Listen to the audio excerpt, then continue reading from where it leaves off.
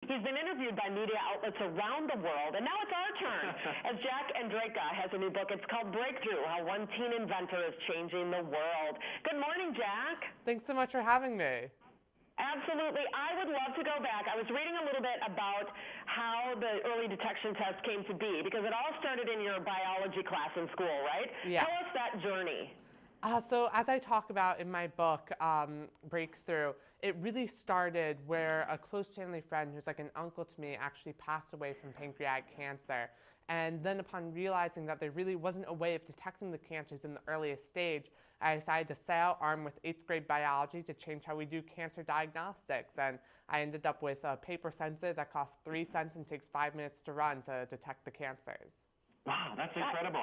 I have to say, the whole process of getting this idea going, it took some perseverance, right? Because there was some rejection that came before success was found, right, Jack?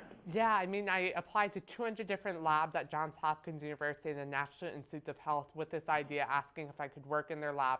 And I actually got 199 rejections, and only one professor, Dr. Maestra of Johns Hopkins, said maybe.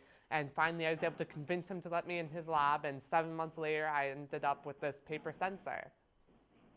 That is fabulous. Tell us about your book, Breakthrough. What can we learn about you and your journey?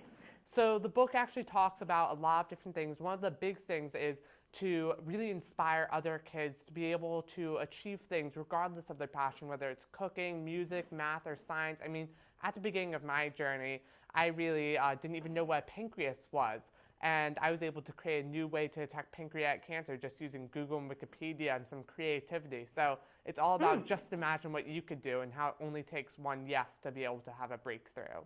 It's so true. What an amazing story. And I love this, too, that you kind of have a hands-on approach to it. The folks will be reading your book because you offer do-it-yourself experiments throughout the book as well, right?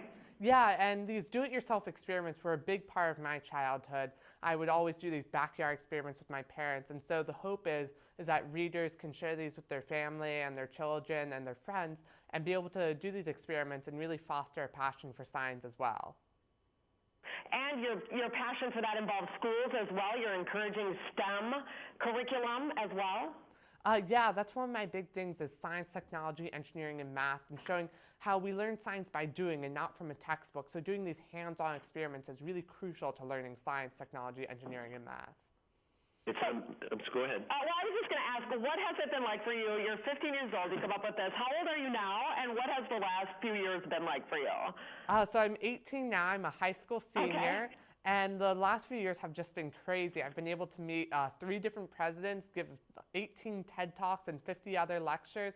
I've been all around the world to over 20 countries. It's just been insane, and it's the coolest experience ever to have as a kid. What's next for you now, Jack? Are you heading off to college? Yeah, I'm headed off to college. I got accepted to Stanford University, and I'm waiting to hear back from a few other colleges. And also right now, I'm the youngest ever National Geographic Emerging Explorer, and so I'm supported by one of their grants on my current research of printing sensors using an inkjet printer off the shelf, and I'm using those to detect disease and environmental contaminants. So are you wanting to continue in cancer research? Because we hope that you will. Definitely. I do want to continue in cancer research and save as many lives as possible through that research, and that's why I want to become a doctor when I grow up. Jack, you have an amazing story. And now you can read about it too, folks, too, as well. Breakthrough, How One Teen Innovator is Changing the World. Jack Andraka, we thank you so much for spending some time with us this morning. Thanks, Jack. Thank you so much for having me.